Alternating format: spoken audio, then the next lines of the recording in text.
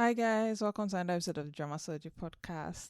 Hope you guys are having a great week so far. I have been sick this week with COVID, unfortunately, and I am just recovering. So if my voice sounds a little off, that's why. But last week marked the release of the new Korean drama Marry My Husband, and as of the time of this recording, I have watched 4 of the 16 episodes, and so I thought it's high time I give my first impressions about this drama, because again I am a sucker for rebirth dramas, and so this is right up my alley. But basically, for those who've never heard about this drama or you're contemplating watching this drama, I'll just give a quick summary of this drama. And basically it's about this girl Kang Ji Won, played by Park Min Hwan, and she is a terminal cancer patient that really only has a few months to live at best. And Kang Ji Won is married to Park Min Hwan, right? Who is a terrible husband and, along with his mother, basically torture Kang Ji Won throughout their marriage life, right? Then you also have her best friend, Jung Soo Min, played by Song Ga-yoon, and basically they've been friends all their life. But there's one day where Park Ji-won decides to go home to see her husband, and that's where, as she steps in, she realizes that they are basically giddy and just excited over the fact that they will get a life insurance payout upon her death, because her husband had taken one out, a long time ago, kind of anticipating that she might die like her father, who also died of cancer, which is like insidious, right? But she hears them talking about this, confronts them, and is in the hustle of this whole thing and just the fight, that she is killed by this too. And then she's immediately reborn, right? And that's kind of where our story starts, in that her goal is to basically get these two cheating assholes to marry one another and basically torture each other to death the way they kind of tortured her, right?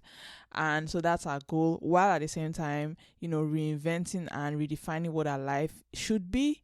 And luckily for her, she also has her boss, Yoo Ji Hyeok, played by Na In-woo, who is in love with her, right? And so this second life hopefully is better than the first, right? That's the whole point.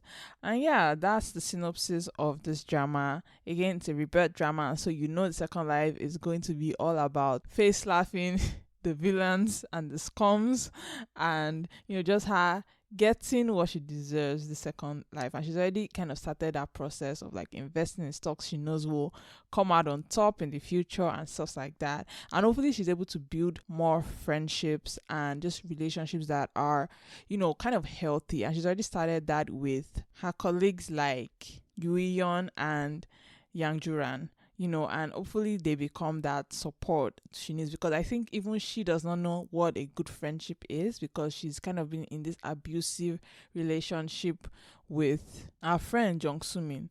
So even though in the previous era, in the previous life, she kind of has already suffered all this abuse, right? We see that scene in the cafeteria where Jung Soo Min trips her on purpose just because she's angry, right? And in like the back of her mind, obviously Kang Ji Won kind of understands that that's what she's doing, but she's been in this relationship for so long and has kind of seen this as nothing. Kind of the way victims of abuse see things, right? They kind of downplay the abuse and upplay the good times, right? Whereas really this is just someone that's a narcissist and is taking out all the abuse on you because you are basically an easy target, right? And so in the second life, she's all about making sure that does not happen again, right? For example, in the scene where she was supposed to be tripped by Jung Soo Min, her friend, she kind of dodges, and that ends up with Jung Soo Min falling all over Park Min Hwan, her fiance, and they like being the one in the mess. And all that is already just a good sign that she is going to do better with her life this time around.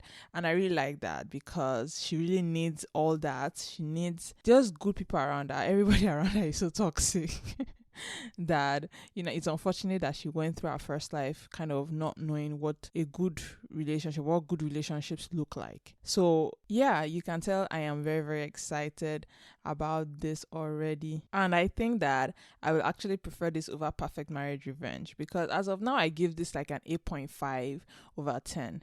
if things keep going the way they are, it's probably going to enter like a 9.5 for me, because again, I'm a huge Park Min Hwan fan. Like, and when I say huge, I mean huge. But at the same time, our last two dramas were kind of the disappointment. Forecasting, Love and Weather, and Love in Contract, something like that, right? They were dramas that it was just not good for me. And so I am really looking forward to this drama. And I'm glad she chose this. I am also a huge fan of Na In Woo, because it was in At the Distance, Spring is Green, and I really like that drama. And so even though a lot of people were against his casting and everything, they were like, he doesn't fit the male lead, blah, blah, blah. Because again, they are going off the webtoon, which is always, guys, this is always a disappointment. Like, you've never seen someone be happy about a like live action adaptation of their favorite webtoon. It's never gonna happen. So like, they will always be mad anyways. But they were really mad about this one as well, that he doesn't fit it and everything. Yoo Ji Hyeok looks a certain way, maybe, I guess, and Na In Woo doesn't. I think he does, especially when he gets his makeover by next week's episode, because obviously he's been gearing up to that, given that Kang Ji Won has mentioned that he would look better in like a more fitted suit and stuff like that. So obviously by next week, we're gonna see a more upgraded version of him, because he's tall and everything, and I really like him. And so I think he actually fits what I envision Yoo Ji Hyeok should look like, right? Because he's not like the cold male lead per se. Yes, he is, but like, he's also kind of bumbling in a way, and especially around like the female lead, he's just not, because he likes and everything, and I feel like he's inexperienced in that way.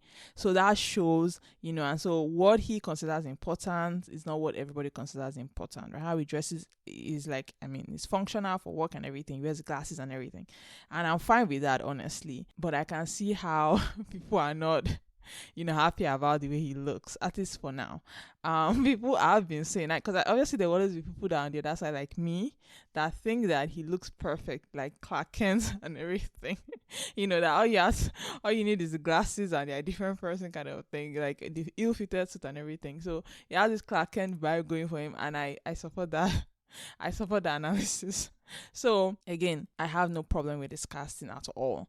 And with this too, I think that they're gonna have good enough chemistry to carry this. Again, we're on episode 4. Hopefully they keep the hype and the story going for 16 episodes, which I am anxious about that, because then that 16 episodes sounds like you will have misunderstandings and stuff like that.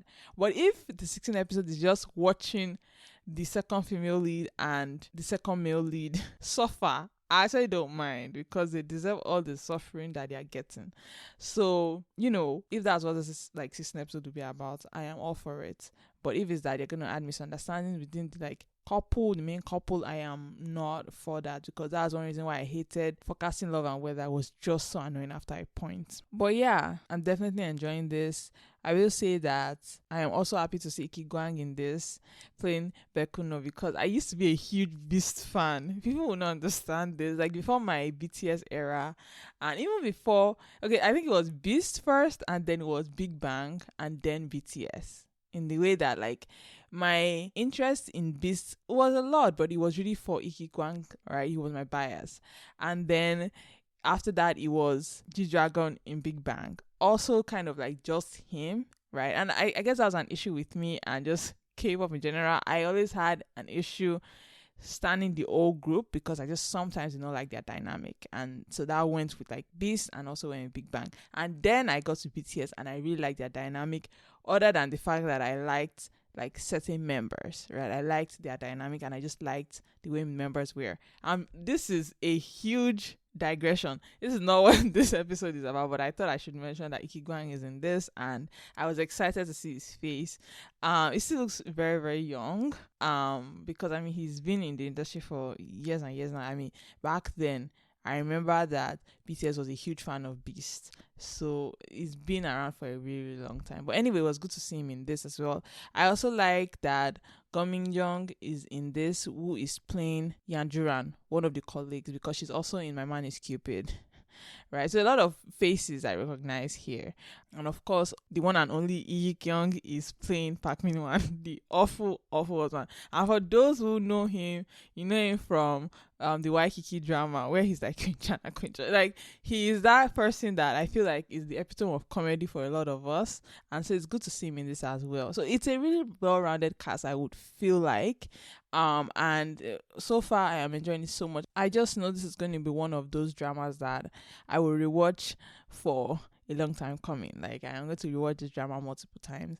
And yeah, so even though it's very similar to Perfect Marriage Revenge, I think I would prefer this one for just the overall cast and everything. It's more like there's more budget for this drama, and overall the way they've decided to go in the route like they are going with, I just like it more. It's more mellow, well-rounded, because again they have 16 episodes that they are, gunning for. So in that way, this definitely is better than Perfect Marriage Revenge already for me. And I am looking forward to all the best moments for Kang Ji Won, right? Because at first I was so sad. Like, the scene where our husband and his mom had found out that she had cancer, and they were basically talking about like she can keep working because obviously if she doesn't work, what's gonna happen, blah blah blah. And I'm like, my body was boiling at that moment. And so all these moments just sets the stage for why I don't care what happens to her husband and her best friend, right? I just want them to suffer, and I want to watch them suffer. I want them to see her go far, see her like go to new heights and like just excel, marry the perfect husband and everything. Yoo Ji Hyeok wants to be that guy, right? So like all that for her, right?